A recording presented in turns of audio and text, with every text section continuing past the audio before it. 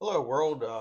Welcome to Gettysburg, Pennsylvania. It is November 5th, 2024, and it is election eve, or actually election night, rather, where the votes are being cast and tallied. And then hopefully by tonight or tomorrow morning, we will know who the next president of the United States is.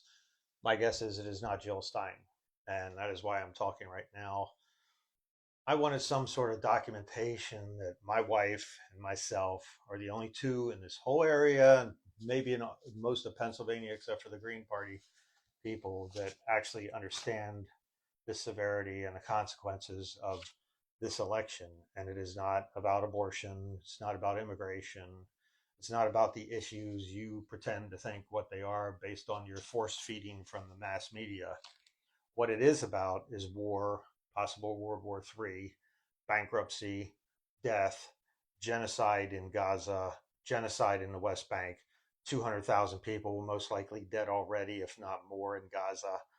It's about climate change, the climate change catastrophe, not of climate change catastrophe that is going to happen. It is the climate change catastrophe that is happening now and will only get worse and worse and worse and worse until the end throughout the whole world. But the United States still doesn't get it. They had two hurricanes within 3 weeks that were category 4 or 5 at one point. They don't understand. They're slow learners. They can't extrapolate. They're force fed the news, what they think the news is from the three medias, as well as Fox Television.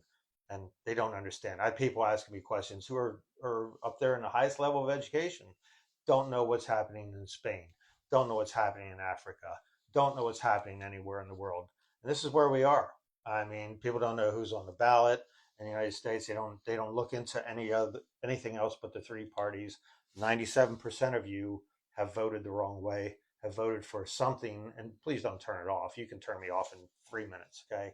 But you're voting for something that is anti everyone under age 70. If you have a child, grandchild, friends, family, husband, wife, brother, sister, you basically issued a death sentence for them. Why am I doing this broadcast? I just wanted you to know that you voted for no change. There's nothing going to change. It happened under Biden, happened under Trump, happened under Obama, happened under everyone else before that. It's only gotten worse as far as climate change goes, and now we're into a full-on genocide.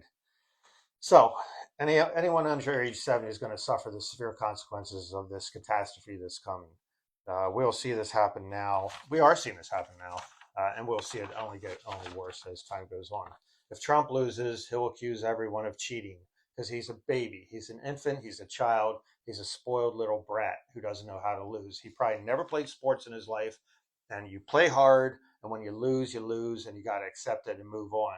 But he's a spoiled brat, and he's convinced very smart people, we live around them here, that that is what's happening through Fox Television and things like that. It's just they cheated. It's like that's the total worst being a brat you could be in a sport or in election time. Someone's going to lose, someone's going to win. That's the way it is. So if Harris loses, they're going to blame everyone else, including the third party, Jill Stein, for the loss, rather than looking at their own party and what they're doing, committing genocide right now in Gaza by giving Israel unlimited amount of money and bombs and continuing that on, as well as committing a genocide. Morally speaking, both parties don't belong on the ballot at all. They're engaged in war criminal activities, which is genocide. They're engaged in ecocide of the planet, which will result in the death of 8 billion people. Joe Biden produced more oil than any country ever has last year in 2023, ever in the history of the planet. Okay, do you understand this? Carbon dioxide is its highest level in 3 million years or 14 million years, whoever you look at. The temperature is the highest in 100,000 years, basically since humans have been cognizant. So we're on the wrong path. We're on a catastrophic path, is where we're headed right now towards extinction. But what happened with the Harris nomination was, and you probably forget, or you don't know, you don't care, you think she just miraculously appeared under democracy. She did not. You had Joe Biden being touted as he's on top of his game. He's never been smarter. He's smart as a whip. He's right there. He's understanding everything. He's throwing in his ideas and everything like that. Then the following week, they commit a coup d'etat on him, get him thrown out. And what happens? The Democratic insiders pick Kamala Harris. Not one vote by the populace of the United States was thrown for Kamala Harris. She did not receive one vote. This was put in by the party insiders. And you have to know how you got here. Okay? She was put in a party by the party insiders. Why? Not because she's a wonderful person. She's going to do exactly what the war machine wants her to do, what the corporations want her to do, and what the oil corporations most essentially want her to do on top of that. So this person is not going to change a damn thing. For example, the head of the Pentagon worked for who was it? Raytheon. He was on their board of directors. Okay, do you understand? The person who's on the board of directors was Raytheon was put in this as the Secretary of Defense. Raytheon makes weapons and shit like that. So the head of the Secretary of Defense, the whole thing. So what did Raytheon do? Contributed the biggest contributor of money to Kamala Harris's campaign. Do you really think she's going to stop the genocide in Israel? She is not going to do it. She won't stand up to anyone. She has no backbone, and she'll do exactly what they say. You're being fooled by saying she's about abortion and things like that. Under Obama, Obama had 72 days where he could have codified Roe v. Wade and made it law. The Democrats had a super majority. They could have passed anything. They could have made Disneyland the capital of the United States if they wanted to. They didn't do that stuff, okay? They didn't codify Roe v. Wade. That's why. And you ask me, why is that? Because it's a moneymaker.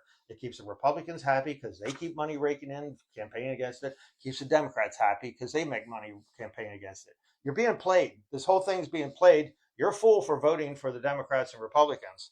But, so this is it. This is the day your life could have changed for the better. It absolutely could have changed for the better. You could have put Jill Stein in as a nominee, installed her just like you did Kamala Harris as a nominee for the Green Party and Democrat Party. Every young person in the country that has half a brain would have jumped on board with this. It would have changed politics for the whole country forever. It would have changed the direction we're heading. But nope, we stayed with the corporatists, the warmongers, and I'm talking to Trump and Harris. Warmongers, corporatists, no intention changing, and climate change insane people that are now in charge. But the tipping point of destruction and corruption and violence is at hand. This is where your life changes. As of tomorrow morning, your life will change forever. You'll never get it back the way it was, most likely. If there is another election, please make a better choice. You can't keep staying with these two parties expecting change when change never happens.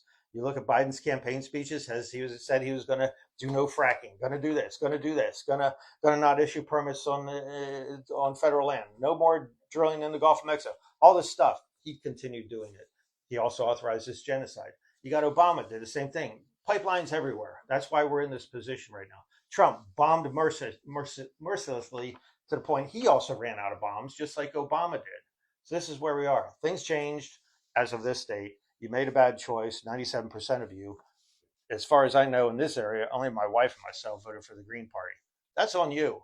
Okay. Everything that happens, whether you win or lose, whatever, is on you. This is your party. Instead of protesting in front of other party headquarters, go protest in your own parties, in front of your own party's headquarters. Make a difference. You can stand in front of the other party. That doesn't take balls. Standing in front of your own party headquarters and demanding better is what you need to do. You deserve better than this. Or maybe you don't. You get what you deserve. You deserve what you get. So next time, make better choices. But this is it. This is the day your life changed, and the day my life changed as well. And it's not on us. It's on you. See you later.